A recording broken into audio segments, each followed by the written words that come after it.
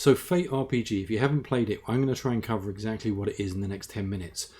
It's my current obsession. It keeps flying around my head. I'm really, really attracted to it for a bunch of reasons, and hopefully this will give you an idea why. So, what is it? So, first off, it's a fiction-first RPG. So, what do I mean by that? I mean the mechanics are specifically designed to tell story. Now, when you're looking at D&D and other games like that, the mechanics, the primary factor is not necessarily to tell story. There's kind of like mechanical effects to structure in which challenges can happen and such.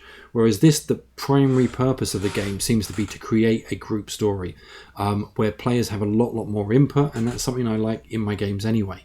It's also ridiculously flexible. You can run anything at all in it. So the players have a really significant input in not just in character creation, which is very much part of the game and not to be done separately. As they create characters, they're helping to create bits of the world, but also in the settings, they have the power to inject bits into the setting as you go along, which for some people might be a nightmare. For me, that's super cool. There are infinite amount of settings. Because this game is not tied to fantasy, you can literally take this and you can create any setting you want, and it's very much a framework for storytelling as opposed to like thinly kind of like or very specifically designed classes and stuff like that. It's ridiculously easy to adapt to anything, and there are a bunch of different versions, but the versions are all based on core. Now, this is the thing that I really like is you can get the books for all the PDFs for free, and there was Fate Core that got released, then there's Fate Condensed, and there's Fate Accelerated. You can actually get them and print them out as booklets, which I've done here. You know me, I love booklets. And they're really, really cool. So what makes it unique? There's no classes. They're built. Characters are built around aspects. I'm going to cover aspects a little bit more in a second, but aspects are essentially truths in the world. So an aspect could be a dwarven warrior from the clan Miedlmer.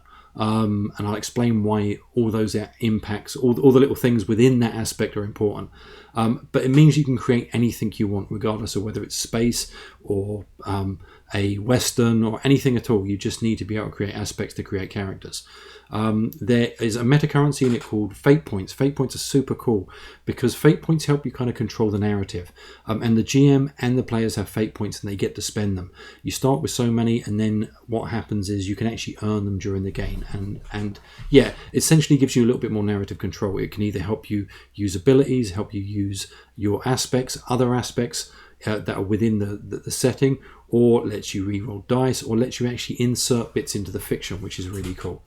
But essentially, they're kind of like a form of narrative control, which is great. There's a different relationship between the GM and the players. It's not me versus them, and I don't tend to like have that in my games anyway. But it's very much your social contract that you kind of both signed, or that you all signed up for, is to tell a really cool story. And yeah, that's the players have so much more input into that story, so it completely changes kind of the relationship, even though the GM is definitely there to challenge players. And it uses funky dice. You have 4 dice. The D6s, they have 2 positives, 2 negatives, and 2 blanks. And you roll them, and you have to kind of meet or beat a target using a skill or an approach. Okay, so what are aspects? Aspects are descriptive truths. Now, they can apply to anything, and they're a key part of this game, which I love. They can apply to a character, a world, and a scene. And aspects can be used and invoked in order to give yourself bonuses to rolls or to re-roll dice.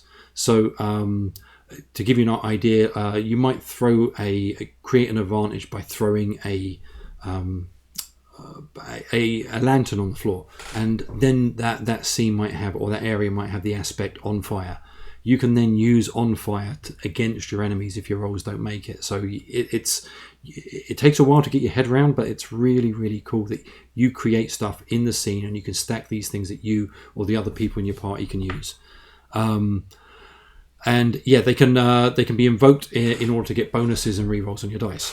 So to give you an idea of characters, a character is made up of lots of aspects. They'll have a high aspect, so it could be the Suncaller of the Andral Desert or the Chief Field Agent of Igma. These are kind of examples in the book.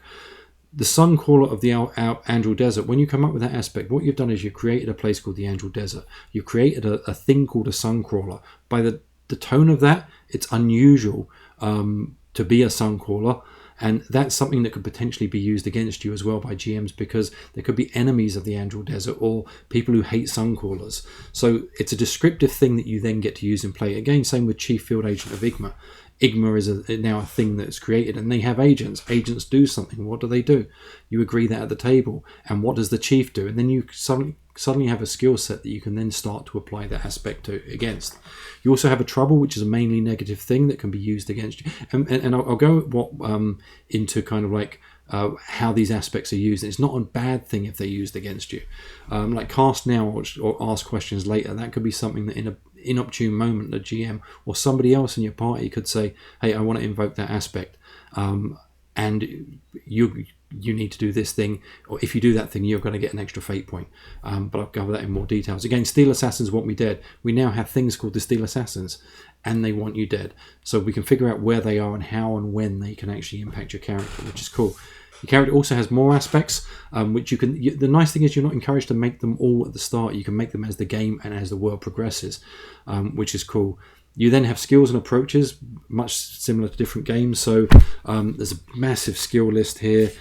Things like academics, flight, investigate, law, empathy, notice, resources. So there's a pile of them which can be added to subtracted depending on your settings. Or with Fate Accelerated, what you do is you have approaches. And the approaches are somewhat different as well. So your approaches would be careful, clever, flashy, forceful, quick, and sneaky. You'll be better at some of those approaches or some of those skills, and you get to add to your dice rolls with them. You have stunts, which are very specific things that you can do in specific circumstances. So one could be, because I am a military trained sniper, I get +2 when this is an action, shoot to attack, and in a specific circumstance, which is when I have the target in my sights. Your character also has a refresh, that is how many fate points they start with, and they also take stress, and stress is how you kind of deal with injuries and that kind of stuff. This is a character sheet. Now bear in mind, this character sheet here, you can play any setting you want in the world, which is super cool. You have your aspects, you have your skills, which tend to be, you have a +4, a couple of +3s, +2s, +1s. You have stress and consequences, which I'll cover in a moment, and stunts, but you don't need different character sheets or massive books in order to create stuff for new settings, which is super, super cool. So how do you do things in Fate? You have 4 action types, or 4 main action types. Although that doesn't sound like a lot, you can use them in so many situations. So overcome a situation, that is you're rolling against the target. There is a difficulty you have to get past. The GM sets a target, you have to find ways in which to do that, and you roll your skills or your approaches for that. You have create advantage. So again, that would be like throwing the lantern in order to create an oil, the aspect of on fire.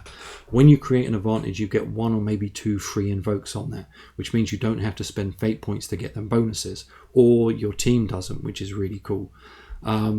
You have attack, which is, again, you roll your dice against somebody and then they defend. Shifts are the difference in the results, and when you have those shifts, you take damage, and I'll go through that in a sec.